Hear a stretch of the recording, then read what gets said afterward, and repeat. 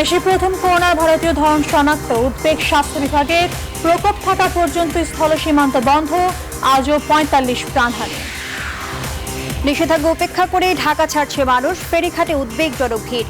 কাল থেকে বিজিবি মোতায়েন, দূরপাল্লার গণপরিবহন চালুর দাবি।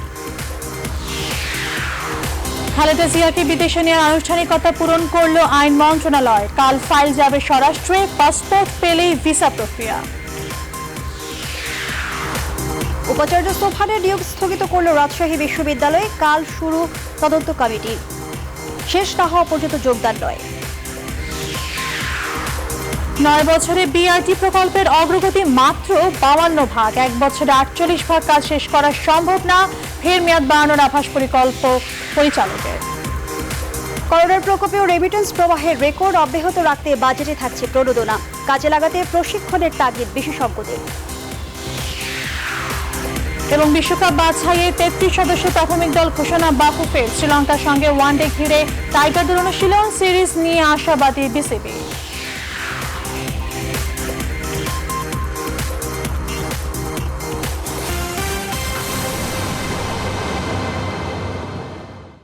রেইনবো অলরাউন্ডার এক্সটেরিয়র পেইন্ট, বাংলাদেশের আবহাওয়া উপযোগী একমাত্র পেইন্ট। স্বাগত নিউজ 24 রাত 10টার সংবাদে। সঙ্গে আছি আমরা দুজন, আমি ফারনাজ জুই এবং আমি তাবাসসুম আহমেদ। দেখছিলেন শিরোনাম। এছাড়াও সংবাদে থাকছে স্বল্প আয়ের মানুষের জন্য 10 টাকার অন্যরকম ঈদ বাজারের খবর।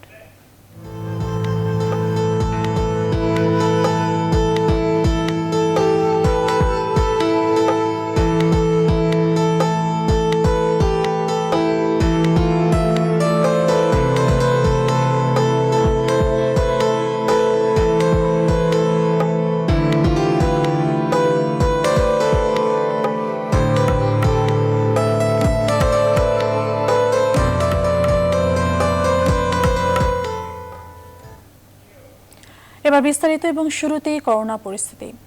বাংলাদেশে করোনা ভাইরাসের ভারতীয় ভ্যারিয়েন্ট পাওয়ার তথ্য দিল আইইডিসিআর।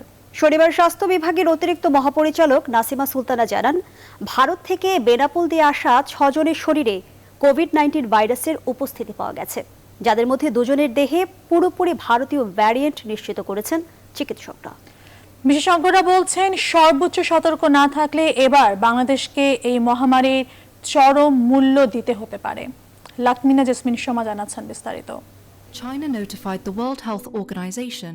যে কোনো ভাইরাস ক্রমাগত নিজের ভেতরে মিউটেশন বা পরিবর্তন ঘটিয়ে নতুন রূপ ধারণ করতে থাকে। সেই নতুন রূপকে বলা হয় নিউ ভ্যারিয়েন্ট। অধিকাংশ ক্ষেত্রে নতুন ভ্যারিয়েন্ট মূল ভাইরাসের চেয়ে দুর্বল হলেও কোনো কোনোটি হয় আরও বেশি শক্তিশালী ও মরণঘাতী। গেল অক্টোবরে গবেষকরা ভারতে যে নতুন ভ্যারিয়েন্ট আবিষ্কার করেন সেটি কোভিড-১৯-এর তেমনই এক মরণঘাতী variant. Some of the key structural ones are এবার বাংলাদেশে এলো ভারতের সেই ভয়ঙ্কর ধরন। সম্প্রতি সীমান্ত বন্ধের মধ্যে বিশেষ ছাড়পত্র নিয়ে পেট্রাপোল বেনাপোল হয়ে যারা দেশে ফিরেছেন তাদের ২ জনের দেহে ধরা পড়েছে ভারতীয় ভ্যারিয়েন্ট। শনিবার স্বাস্থ্য বিভাগের অতিরিক্ত মহাপরিচালক নাসিমা সুলতানা জানান, ভারত ফেরত ৮ জনের মধ্যে ৬ জনের দেহে কোভিড-১৯ শনাক্ত হয়েছে। এর মধ্যে ২ জনের নিশ্চিতভাবে এবং ৪ জনের আংশিক ভারতীয় ভ্যারিয়েন্ট পেয়েছেন ডাক্তাররা। আইডিসিআর এর তথ্য মতে তারা ৬টির মধ্যে পজিটিভ পেয়েছে। যেই ৬টির মধ্যে আসলে ৪টি খুব ক্লোজ ইন্ডিয়ান ভ্যারিয়েন্টের মধ্যে আর ২টি কনফার্ম, এবং যশোর বিজ্ঞান প্রযুক্তিও বিশ্ববিদ্যালয় তারাও একই রকম রেজাল্ট পেয়েছে। ভারতীয় ভ্যারিয়েন্টটির সংক্রমণ ক্ষমতা অনেক বেশি হওয়ায় সবাইকে সর্বোচ্চ সতর্ক থাকার পরামর্শ স্বাস্থ্য বিভাগের। এখন আসলে আমাদের খুবই হাই টাইম বা উচ্চ সময় বলবো যে সবগুলো সতর্কতা মেনে চলা, আমরা যে কোনো ভয়াবহ পরিস্থিতি থেকে নিজেদেরকে সুরক্ষিত রাখার জন্য। ভারতের সাথে সীমান্ত পুরোপুরি বন্ধ রাখা সহ এখনই কার্যকরী উদ্যোগ না নিলে বাংলাদেশকে তার চরম মূল্য দিতে হতে পারে বলে অভিমত ভ্যাকসিন এক্সপার্ট রিভিউ কমিটির। আশা বন্ধ করার জন্য সর্বোচ্চ সামর্থ্য প্রয়োগ করবেন আর খুবই দ্রুত মলিকুলার সার্ভেলেন্সের বন্দোবস্ত করবেন। বাংলাদেশেও নতুন ভ্যারিয়েন্ট তৈরি হবে, এগুলো মনিটর করার জন্য যদি মলিকুলার সার্ভেলেন্সের ক্যাপাসিটি অতি দ্রুত বাড়ানো না যায়, তবে বাংলাদেশ আসলে মহামারী মোকাবেলায় পিছিয়ে পড়া দেশগুলোতে পড়ে যেতে পারে। ভারতের সাথে সীমান্ত বন্ধ ঘোষণার পর এ পর্যন্ত প্রায় ২৫০০ বাংলাদেশি বিশেষ ছাড়পত্র নিয়ে দেশে ফিরেছেন। লাকমিনা জেসমিন সোমা, নিউজ 24, ঢাকা। যতদিন পর্যন্ত ভারতের করোনা পরিস্থিতি ভালো না হয় ততদিন পর্যন্ত স্থল সীমান্ত বন্ধ থাকবে। নিউজ 24-কে জানিয়েছেন জনপ্রশাসন প্রতিমন্ত্রী ফরহাদ হোসেন। জানান, চলমান অসতর্কতামূলক কেনাকাটা এবং বাড়ি ফেরা অব্যাহত থাকলে লকডাউনের সময় আরও বাড়বে। সীমান্তে এখন তো যেটা অবস্থা পরিস্থিতি বুঝে সীমান্ত ওপেন করা হবে। তো মনে করেন যে ভারতের অবস্থা আরো খারাপের দিকে, অর্থাৎ এখন তো অবশ্যই আমরা এটা চিন্তা ভাবনা করছি ওখানে এখন কন্টিনিউ হবে যতদিন পর্যন্ত ওখানে তো পরিস্থিতি ভালো না হয়। আমাদের লকডাউন দেওয়ার ইচ্ছা নাই, কিন্তু যেভাবে মানুষজন আপনার এই যে মাস্ক ছাড়া ঘুরছে, ঢাকা শহরে শপিং করছে, আমাদের আশঙ্কা যদি এরকম ভাবে করতে থাকে এই গত কয়েকদিন ধরে, এবং তাতে করে আমাদের তো এই 15 দিন পর তার এক সপ্তাহ 2 সপ্তাহ পর দেখা যাবে। তো সেক্ষেত্রে আমাদের তো মানে এটা ভালো কোনো আমরা পাচ্ছি না, আলামত পাচ্ছি না। এইটার জন্য তো তখন তো আরো ব্যাপক বেড়ে যেতে পারে। মানুষ যদি এই যে যদি শতভাগ মাস্কটা পড়তো, এই ব্যবস্থা হচ্ছে আমাদের আইন যতটুকু পারমিট করে সে আইন অনুযায়ী তো আমরা স্ট্রিক্ট। এবার দেশের করোনা পরিস্থিতি। 24 ঘন্টায় করোনা ভাইরাসে আক্রান্ত হয়ে দেশে আরো 45 জনের মৃত্যু হয়েছে, আর নতুন করে 1285 জন শনাক্ত হয়েছে। শনিবার বিকেলে স্বাস্থ্য অধিদপ্তরের নিয়মিত বুলেটিনে এসব তথ্য জানিয়েছে। এ নিয়ে দেশে করোনা আক্রান্ত হয়ে এখন পর্যন্ত মারা গেলেন 11,878 জন, আর আক্রান্ত হয়েছেন মোট 7,72,127 জন। একদিনে সুস্থ 2,492 জন সহ মোট সুস্থ হয়েছেন 7,06,833 জন। গত 24 ঘন্টায় করোনার নমুনা পরীক্ষা করা হয়েছে 14,703টি। এর মধ্যে আক্রান্ত হয়েছেন 1,285 জন। নমুনা পরীক্ষা বিবেচনায় আক্রান্তের হার 8.74%।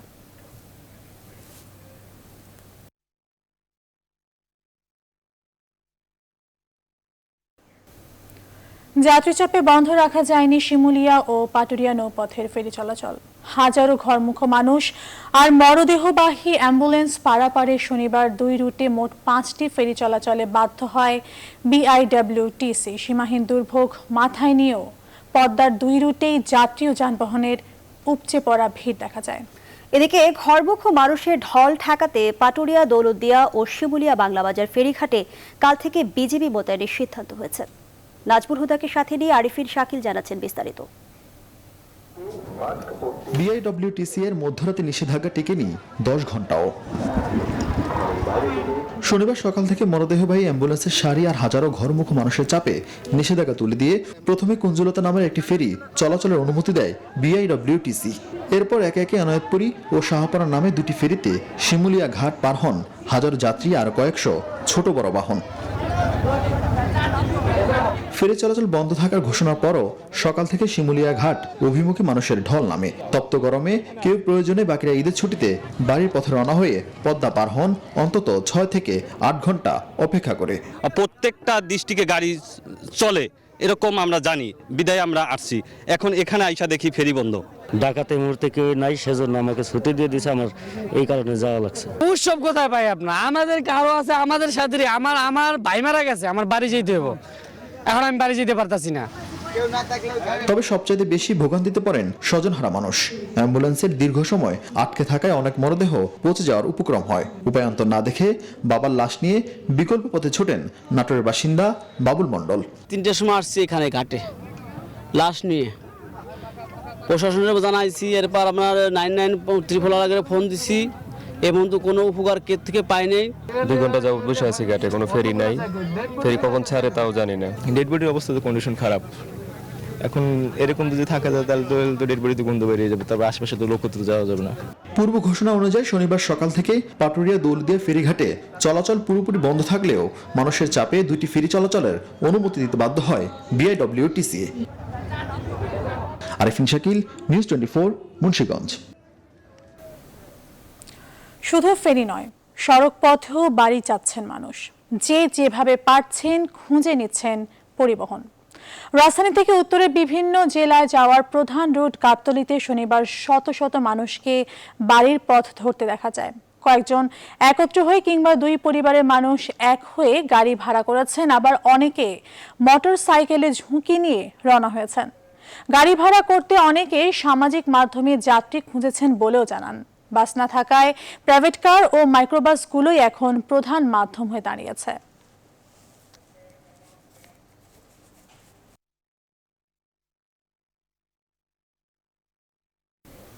অবিলম্বে দূরপাল্লার বাস চালুর দাবি জানিয়েছে বাংলাদেশ শ্রমিক পরিবহন ফেডারেশন। দুপুরে প্রেস ক্লাবে এক সংবাদ সম্মেলনে সংগঠনটির সভাপতি শাহজাহান খান বলেন, ঈদের আগেই তাদের দাবি মানা না হলে ঈদের পর অবস্থান কর্মসূচি পালন করা হবে। ঐক্যমতের ভিত্তিতে দাবিগুলো আমরা পেশ করেছি। আমরা চাই, আমরা সরকারের নিকট আমাদের বিনীত অনুরোধ, ঈদের পূর্বে দূরপাল্লার বাস যেন চালু করার অনুমতি দেওয়া হয়। স্বাস্থ্যবিধি মেনে মোট আসনের অর্ধেক যাত্রী নিয়ে দূরপাল্লার গণপরিবহন সহ সকল গণপরিবহন এবং স্বাভাবিক মালামাল নিয়ে পণ্য পরিবহন চলাচলের সুযোগ দিতে হবে। 2 ক লকডাউনের কারণে কর্মহীন সড়ক পরিবহন শ্রমিকদের আসন্ন ঈদের পূর্বে আর্থিক অনুদান ও খাদ্য সহায়তা প্রদান করতে হবে। খালেদা জিয়ার স্বাস্থ্যের সবশেষ অবস্থা বিবেচনায় বৈঠকে বসেছেন মেডিকেল বোর্ডের সদস্যরা। এদিকে তার আবেদনপত্র স্বরাষ্ট্র মন্ত্রণালয়ে পাঠানো হয়েছে বলে জানিয়েছেন আইনমন্ত্রী। খালেদা জিয়ার উন্নত চিকিৎসার জন্য দ্রুত বিদেশ পাঠানোর ব্যবস্থা নিতে সরকারের প্রতি আহ্বান জানিয়েছেন গণস্বাস্থ্য কেন্দ্রের প্রতিষ্ঠাতা ডাক্তার জাফরুল্লাহ চৌধুরী। বিস্তারিত তৌহিদ শান্তর প্রতিবেদনে। শনিবার দুপুরে খালেদা জিয়ার সবশেষ শারীরিক পরিস্থিতি নিয়ে জরুরি বৈঠকে বসে তার জন্য তৈরি মেডিকেল বোর্ড। যদিও এখনো তার স্বাস্থ্য পরিস্থিতি নিয়ে কোনো আপডেট জানাননি চিকিৎসকেরা। এদিকে আইনমন্ত্রী জানিয়েছেন, বিএনপি চেয়ারপারসনের বিদেশে যাওয়ার আবেদনপত্রটি আইন মন্ত্রণালয় থেকে স্বরাষ্ট্র মন্ত্রণালয়ে পাঠানো হচ্ছে। পরবর্তী সিদ্ধান্ত স্বরাষ্ট্র মন্ত্রণালয় নেবে। আজকে আমার অভিভাবক দিয়ে স্বরাষ্ট্র মন্ত্রণালয় পাঠিয়ে কালকে সকালে যাবে আর কি। স্বরাষ্ট্র মন্ত্রণালয় যদি মনে করেন করবে, আমি রাজধানীতে এক অনুষ্ঠানে বেগম জিয়ার স্বাস্থ্য পরিস্থিতি বিবেচনায় তাকে বিদেশে পাঠানোর জন্য সরকারের প্রতি আহ্বান জানিয়েছেন ডাক্তার জাফরুল্লাহ চৌধুরী। খালেদা জিয়ার শারীরিক অবস্থাটা যে যাই বলুক খুব ভালো নয়। এটাকে যদি এখনই এটা যে কোনো দিকে যেতে পারে, ওনাকে জামিনটা দিয়ে এইসব বাকবিতণ্ডা না করে, চতুরতা না করে উনি যেখানে যাবে যাক। শনিবার সকালে কুষ্টিয়াতে একটি হাসপাতাল উদ্বোধন করেন আওয়ামী লীগের যুগ্ম সাধারণ সম্পাদক মাহবুবুল আলম হানিফ। তিনি মনে করেন দেশেই খালেদা জিয়ার সর্বোচ্চ চিকিৎসা সম্ভব। তার স্বাস্থ্য ব্যবস্থা নিয়ে এটা তার দলের নেতারা যতখানি উদ্বিগ্ন, তার চেয়ে অনেক বেশি ব্যস্ততারা তার স্বাস্থ্য ব্যবস্থা নিয়ে রাজনীতি করার ব্যাপারে বেশি আগ্রহী। তবে সরকারের অনুমতির বাইরেও বিদেশে নেয়ার বিষয়ে বেগম জিয়ার পরিবার এখনো যেসব বিষয় নিশ্চিত করতে পারেনি সেগুলো হলো তার পাসপোর্টের মেয়াদ বাড়ানো হয়েছে কিনা, ইউরোপের কোনো দেশে নেওয়া হলে সেখানে বাংলাদেশি হিসেবে তাকে প্রচলিত বিধিনিষেধ মানতে হবে কিনা, সর্বোপরি দীর্ঘ সময় উড়োজাহাজে ভ্রমণে খালেদা জিয়ার শরীর এই মুহূর্তে উপযোগী কিনা। তবে যুক্তরাজ্য খালেদা জিয়ার দ্রুত ভিসা দেওয়ার বিষয়টি বিবেচনা করবে এমন আভাস মিলেছে ঢাকার ব্রিটিশ হাই কমিশন থেকে। তৌহিদ শান্ত, নিউজ 24, ঢাকা। উপাচার্য আব্দুস সোবহানের নিয়োগ স্থগিত করে বিজ্ঞপ্তি জারি করেছে রাজশাহী বিশ্ববিদ্যালয় প্রশাসন। শিক্ষা মন্ত্রণালয়ের চূড়ান্ত সিদ্ধান্তের আগে কাউকে যোগদান করতেও নিষেধ করা হয়েছে। এদিকে মন্ত্রণালয়ের তদন্ত কমিটি ওই নিয়োগ কাণ্ড নিয়ে তাদের কাজ শুরু করেছে।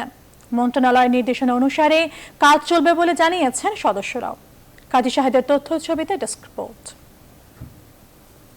শনিবার বিকেলে রেজিস্ট্রার আব্দুস সালামের স্বাক্ষর করা এই বিজ্ঞপ্তি জারি করে রাজশাহী বিশ্ববিদ্যালয় প্রশাসন। এখানে এডহক ভিত্তিতে 141 জনের নিয়োগ নিয়ে সদ্য বিদায় নেওয়া উপাচার্য আব্দুস সোবহানের সিদ্ধান্ত স্থগিতের কথা জানানো হয়। একই সঙ্গে এ ব্যাপারে শিক্ষা মন্ত্রণালয়ের চূড়ান্ত সিদ্ধান্তের আগে কারো যোগদান এবং সংশ্লিষ্ট সব কাজ বন্ধ রাখার নির্দেশনা জারি করা হয়। শনিবার সকালে রাজশাহী বিশ্ববিদ্যালয়ে পৌঁছায় শিক্ষা মন্ত্রণালয়ের তদন্ত কমিটি। দিনভর বিভিন্ন দপ্তর ও কর্মকর্তাদের সঙ্গে কথা বলেন সদস্যরা। বিকেলে সংবাদ মাধ্যমকে জানান পুরোপুরি নিরপেক্ষ থেকে কাজ করবেন তারা।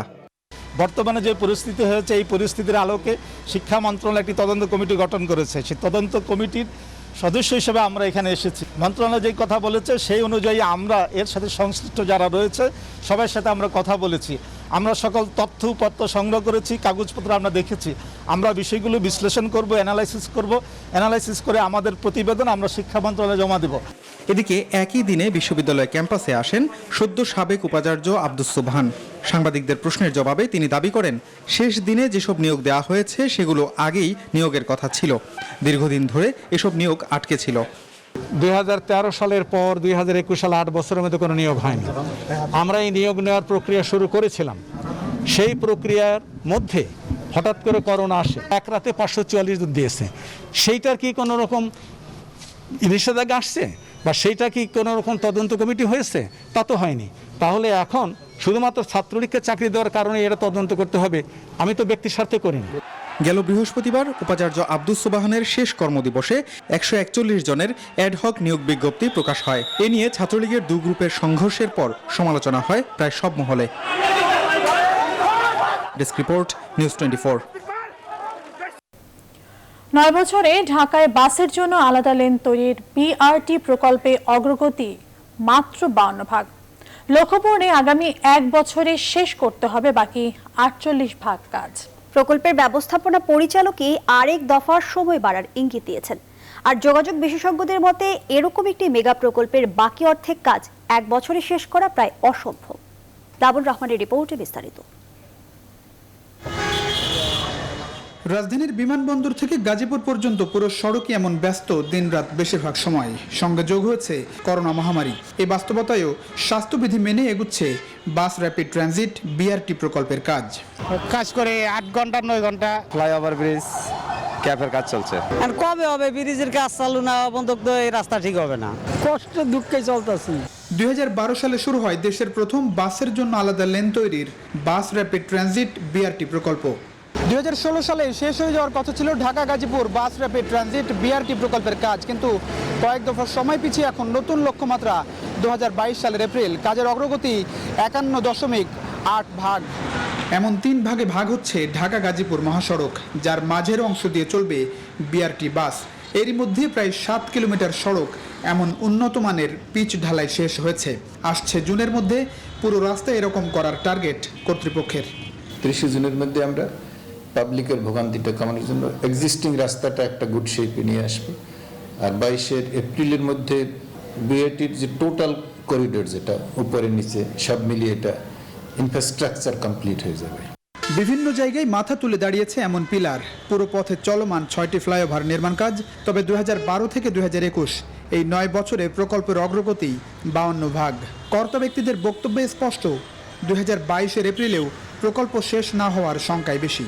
আসলে তো এই ইস্যুর জন্য আমাদের কাজের কিছু সমস্যা হয়েছে কোভিডের জন্য, যার জন্য এখন 22 এপ্রিল পর্যন্ত আমাদের আছে। এরপরে হয়তো আরো কিছু হয়তো বাড়ানো লাগতে পারে, কিন্তু মেজর কাজের মধ্যে হয়ে যাবে আর কি। এখন পর্যন্ত যে পরিমাণ অগ্রগতি 50% কিছু বেশি, তো সেই বাস্তবতায় আগামী বছরের এপ্রিলের মধ্যে নির্মাণ কাজ শেষ করে এটাকে অপারেশনালে নেওয়া আমার কাছে একটু উচ্চাভিলাষী মনে হচ্ছে। সেটাকে অর্জন করতে গেলেও কিন্তু আমাদের সেই পরিমাণ আয়োজন করতে হবে, নতুবা এটা অর্জন করা অত্যন্ত কঠিন। ঢাকার শাহজালাল আন্তর্জাতিক বিমানবন্দর থেকে গাজীপুর পর্যন্ত 20.5 কিলোমিটার বিআরটি প্রকল্প বাস্তবায়িত হলে 2 দিক থেকে ঘন্টায় 25,000 যাত্রী পরিবহন সম্ভব হবে বলে আশা কর্তৃপক্ষের। সেক্ষেত্রে এই পথে কাটবে দীর্ঘদিনের দুর্ভোগ। প্লাবন রহমান, নিউজ 24, গাজীপুর।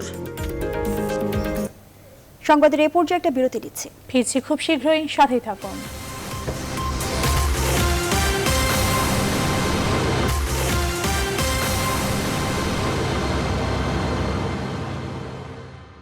বিরতির পর আবারও স্বাগত। দেখছি নিউজ 24 আর 10টা সংবাদ। করোনা মহামারীর সময়ে প্রধানমন্ত্রী শেখ হাসিনা প্রণোদনা দিয়ে বিভিন্ন খাত সচল রাখার পাশাপাশি দরিদ্র ও অসহায় মানুষদেরও খাদ্য সামগ্রী সহায়তা দিচ্ছেন। সংকটকালেও তিনি সবার কথা মনে রাখছেন। শনিবার বনানী কড়াইলে এরশাদ স্কুল মাঠে ঈদ উল ফিতর উপলক্ষে অসহায় গরিব ও দুস্থ পরিবারের মাঝে প্রধানমন্ত্রীর উপহার, বস্ত্র ও খাদ্য সামগ্রী বিতরণ অনুষ্ঠানে আওয়ামী লীগ নেতারা এমন মন্তব্য করেন। এসব উপস্থিত ছিলেন আওয়ামী লীগের সভাপতি মণ্ডলীর সদস্য অ্যাডভোকেট জাহাঙ্গীর কবির নানক, মির্জা আজম এমপি, বনানী থানা আওয়ামী লীগের সভাপতি মফিজুর রহমান সহ আরো অনেকে। খালেদা জিয়া, তারেক রহমান 50 বছর রাষ্ট্র ক্ষমতায় থাকার জন্য শেখ হাসিনাকে হত্যা করতে চেয়েছিলেন। আজকে খালেদা জিয়া অসুস্থ, তাকে জামিন দিয়েছেন অসুস্থ অবস্থায় তার বিদেশে চিকিৎসা করার জন্য। শেখ হাসিনার কাছে আবেদন করেছে, আজকে সেটা তিনি বিবেচনা করছেন।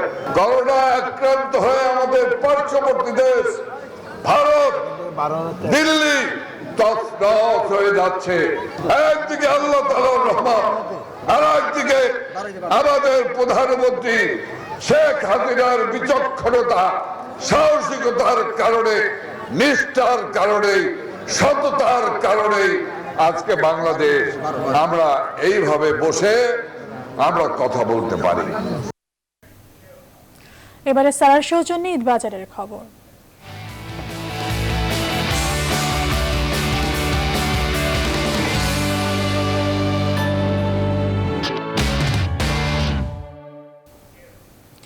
ঈদের আগে শেষ সরকারি ছুটির দিনে রাজধানীর প্রতিটি মার্কেট, শপিং মলে ছিল মানুষের উপচে পড়া ভিড়।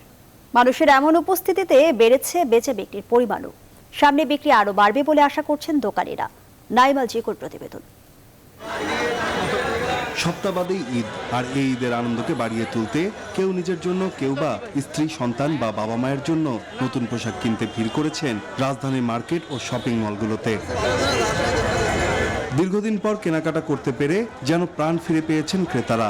তাই তো উপচে পড়া ভিড়ে করোনা সংক্রমণের ঝুঁকি নিয়েও কেনাকাটা করতে পেরে বাঁধ ভাঙা খুশি এখানে আসা ক্রেতাদের। খুব ভালো লাগতেছে, এক বছর পর লকডাউনের পর এটা ফার্স্ট টাইম। অসুস্থ হলে আমাদের পাশে এসি আছে, নো প্রবলেম। জুতা, হেয়ার ব্যান্ড, ভালো লাগতেছে। জুতা কিনলাম, তারপরে ব্যাগ কেনাকাটা করলাম, জামা কেনাকাটা করলাম। মানুষের এমন সরব উপস্থিতিতে দোকানীদের বিক্রি বেড়েছে বহুগুণ। তবুও আশা অনুযায়ী বিক্রি বাড়েনি বলে জানান বিক্রেতারা। কাস্টমার কম, গাড়িগুলি লেগে দূরত্ব আইতে পারে নাই, এই জন্য মানুষ আসলে কি দেখা যাচ্ছে একজনের লোক 2-3 জন আয়, এই জন্য বেশি দেখা যায় আর কি। সবাই তার এক ধরনের কাজই আসে না, একজনের জুতা কিনতে আসে, একজন ইটে আসে। মঙ্গলবার সাপ্তাহিক বন্ধ থাকলেও ঈদের আগে এদিন ক্রেতাদের সুবিধার্থে মার্কেট ও শপিং মল খোলা থাকবে বলে জানায় নিউ মার্কেট কর্তৃপক্ষ। নাইম আল জিকো, নিউজ 24, ঢাকা। 10 টাকার ঈদ বাজার, সেই বাজারে কি নেই? পোশাক থেকে শুরু করে ল্যাপটপ, গিটার সহ সব রকমের নিত্য প্রয়োজনীয় জিনিস। আর এসবের ক্রেতা ছিলেন স্বল্প আয়ের মানুষেরা। বছর ঘুরে আসা ঈদের আনন্দকে ভাগ করে নিতেই এমন ঈদ বাজারের উদ্যোগ নেয় বিশ্ববিদ্যালয় শিক্ষার্থীদের স্বেচ্ছাসেবী সংগঠন সুইচ বাংলাদেশ ফাউন্ডেশন। শুকর নামির জানাচ্ছেন বিস্তারিত। ঈদ উদযাপনে কেনাকাটায় ব্যস্ত যখন নগরবাসী, ঠিক তখন কোনো রকম খেয়ে পড়ে দিন চালাচ্ছেন এই মানুষগুলো। উৎসবের রং তাদের কাছে একেবারে ম্লান, আর উচ্ছ্বাস সে তো ধরাছোঁয়ার বাইরে। এসব স্বল্প আয়ের মানুষের জন্য ঈদ কেনাকাটার সুযোগ করে দিয়েছে বিশ্ববিদ্যালয় শিক্ষার্থীদের স্বেচ্ছাসেবী সংগঠন সুইচ বাংলাদেশ ফাউন্ডেশন, যাদের উদ্যোগে রাজধানীর মোহাম্মদপুর ঢাকা উদ্যানে 10 টাকায় ঈদের পোশাক কিনবার সুযোগ হয়েছে নিম্নবিত্তদের। 10 টাকা দেওয়া সালোয়ার কামিজ কিনছি নাতের লেগে। ইনকাম নাই, গরিব মানুষ আমরা, এত দাম দিয়ে কিভাবে কিনবো? তাই এখান থেকে আমরা কিনছি। আমার আম্মু আব্বু কিছু কিনে দেয় না, এর জন্য আমি আম্মুর জন্য একটা শাড়ি কিনছি। এখানে অনেক পুতুল ছিল, আম্মু আমার 10 টাকা দিয়ে কিনে দিছে। 2 সাহেব আমার এখান থেকে শাড়ি কিনে দিছে, আমি এই শাড়ি কিনতে নামাজ পড়বো। শার্ট, পাঞ্জাবি, শাড়ি, সালোয়ার কামিজ, খেলনা, ল্যাপটপ, গিটার সহ সব রকমের নিত্য প্রয়োজনীয় জিনিসের পসরা ছিল 10 টাকার ঈদ বাজারে। পছন্দ অনুযায়ী বিভিন্ন বুথ থেকে এগুলো সংগ্রহ করেন স্বল্প আয়ের ক্রেতারা। যারা আসলে বেশি দিন জামা কাপড়গুলো ব্যবহার করি না, তারপর বাসায় ফেলে দিই, তো সেই কাপড়গুলো কালেক্ট করে আমরা এইসব মানুষের জন্য বিভিন্ন বস্তির মধ্যে ইতিমধ্যে বিতরণ করেছি। আমরা সবাই সাথে যখন কাঁধে কাঁধ মিলে একসাথে ঈদ উদযাপন করতে পারি, সেই কারণেই আমাদের এই আয়োজনটা। বছর ঘুরে আসে ঈদ, সেই ঈদ আনন্দ চাইলে এভাবেও ভাগাভাগি করা যায়, কারণ আনন্দ ভাগ করলেই তো দ্বিগুণ হয়। শুকর নামির, নিউজ 24, ঢাকা। রাজধানী মিরপুরে পুলিশ স্টাফ কলেজের সুরভি কোয়ার্টারে শনিবার দুপুরে দরিদ্র মানুষের মাঝে ঈদ খাদ্য সামগ্রী বিতরণ করেছে বসুন্ধরা গ্রুপ। করোনা ভাইরাসের প্রকোপের পর থেকে শ্রমজীবী নিম্ন আয়ের অসহায় মানুষের মাঝে চাল, ডাল সহ নানা খাদ্য সামগ্রী বিতরণ অব্যাহত রেখেছে দেশের শীর্ষ শিল্প প্রতিষ্ঠান বসুন্ধরা গ্রুপ। এরই ধারাবাহিকতায় শনিবার নিম্ন আয়ের মানুষদের স্বাস্থ্যবিধি মেনে দেওয়া হয় ত্রাণ। বিভিন্ন স্থান থেকে আসা শ্রমজীবী ও করোনার কারণে কর্মহীন মানুষরা এসব পণ্য সামগ্রী পেয়ে খুশি।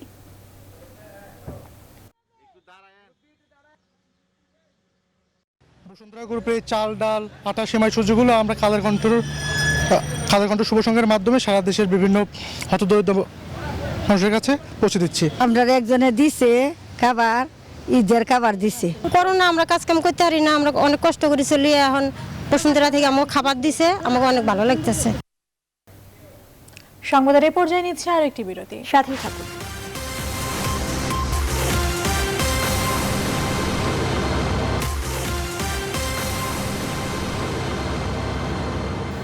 আবারও স্বাগত, দেখছেন নিউজ 24 রাত 10টার সংবাদ। যুক্তরাজ্যের লন্ডন অ্যাসেম্বলিতে সদস্য হিসেবে নির্বাচিত হয়েছেন প্রথম বাংলাদেশি নারী রাজনীতিবিদ মেরিনা মাসুম আহমেদ। বাংলাদেশের নারায়ণগঞ্জের মেয়ে মেরিনা আহমেদ যুক্তরাজ্যের লেবার পার্টি থেকে লন্ডন অ্যাসেম্বলিতে মেম্বার হিসেবে নির্বাচনে অংশ নেন। শুক্রবার সাউথওয়াক ও ল্যাম্বেথ এলাকার ফলাফলে তাকে বিজয়ী ঘোষণা করা হয়।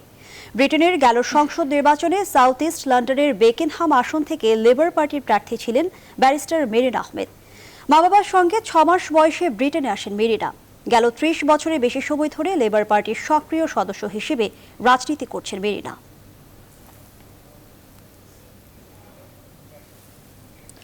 লন্ডনের ঐতিহ্যবাহী টাওয়ার ব্রিজে আয়োজিত এক সর্বধর্মীয় অনুষ্ঠানে শুক্রবার বাংলাদেশি বংশোদ্ভূত ব্রিটিশ নাগরিক কাজী শফিকুর রহমান ইফতারের আগে মাগরিবের আজান দিয়ে সবাইকে মুগ্ধ করলেন। এ নিয়ে বিশেষ প্রতিবেদন প্রকাশ করেছে মধ্যপ্রাচ্যের সংবাদ মাধ্যম আরব নিউজ। প্রতিবেদনে উল্লেখ করা হয়, মক্কার পবিত্র মসজিদের মুয়াজ্জিন শেখ আলী আহমদ মোল্লার অবিকল সুরে শফিকুরের আজানের ধ্বনি শুনে সবাই অবাক হয়ে যান।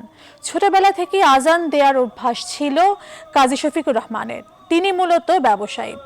ইফতারের আগে অনুষ্ঠানে হঠাৎ করেই তাকে আজান দিতে বলা হয়।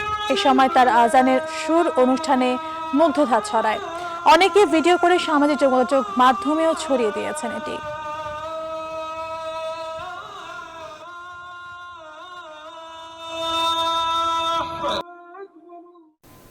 এবারে ফার্স্ট সিকিউরিটি ইসলামী ব্যাংক অর্থ বাণিজ্যের সংবাদ।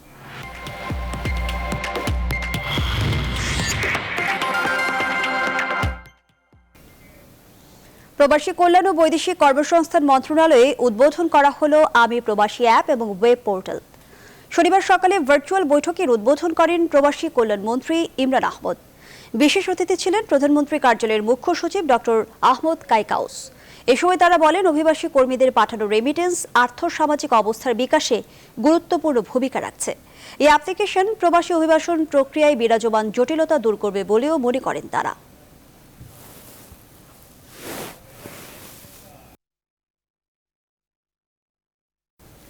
রাত 10টার সংবাদে নিচ্ছে আর একটি বিরতি, সাথেই থাকুন।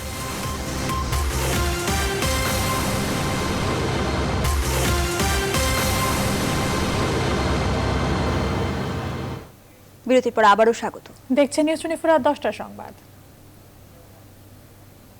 বিশ্ব রেড ক্রস রেড ক্রিসেন্ট দিবস পালন করেছে বাংলাদেশ রেড ক্রিসেন্ট সোসাইটি। শনিবার সকালে সোসাইটির প্রাঙ্গণে জাতীয় রেড ক্রিসেন্ট পতাকা উত্তোলনের মধ্য দিয়ে দিবসের কার্যক্রম শুরু করেন রেড ক্রিসেন্ট সোসাইটির চেয়ারম্যান নুরুর রহমান। উপস্থিত ছিলেন সোসাইটির মহাসচিব ফিরোজ সালাউদ্দিন সহ আরও অনেকে। পরে এক ভার্চুয়াল আলোচনার আয়োজন করা হয়। দিবস উপলক্ষে দিনব্যাপী কর্মসূচি পালন করে রেড ক্রিসেন্ট সোসাইটি।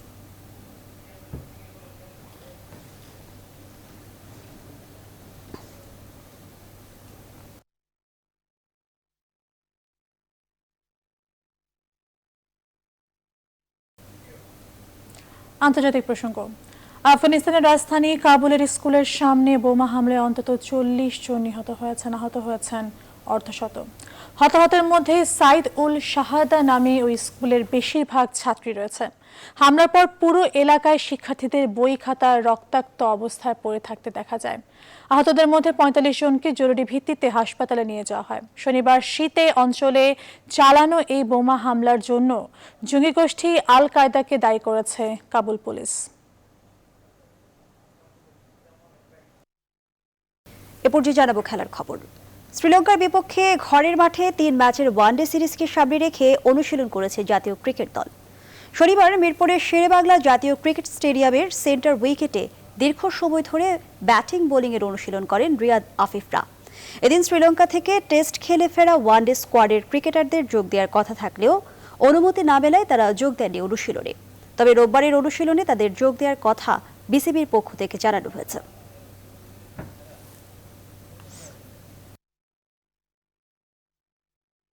ফুটবলের খবর, কাতারে অনুষ্ঠিত হতে যাওয়া ফিফা বিশ্বকাপ বাছাই পর্বে অংশ নেওয়ার লক্ষ্যে ৩৩ সদস্যের প্রাথমিক দল ঘোষণা করেছে বাফুফে। এর মধ্যে ৫ জন অনূর্ধ্ব ২৩ পর্যায়ের ফুটবলারও আছেন। বাফুফের ন্যাশনাল টিমস কমিটির নিয়মিত সভা শনিবার ভার্চুয়াল প্ল্যাটফর্মে অনুষ্ঠিত হয়। সেখানে সিদ্ধান্ত হয় বিশ্বকাপ বাছাইয়ের ক্যাম্প অনুষ্ঠিত হবে শাহবাগের ইন্টারকন্টিনেন্টাল হোটেলে। স্কোয়াডে সুযোগ পাওয়া ফুটবলাররা প্রিমিয়ার লিগের ম্যাচ শেষে জুনের 10 ও 11 তারিখ ক্যাম্পে যোগ দিবে। আগামী ৩, ৭ ও ১৫ জুন কাতারে বিশ্বকাপ বাছাইয়ে 3টি ম্যাচ খেলবে বাংলাদেশ।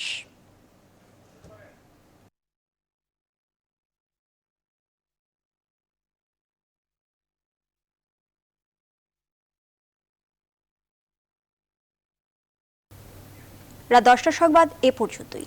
আরো খবর ও বিশ্লেষণ জানতে ভিজিট করুন www.news24bd.tv। সবাইকে ধন্যবাদ।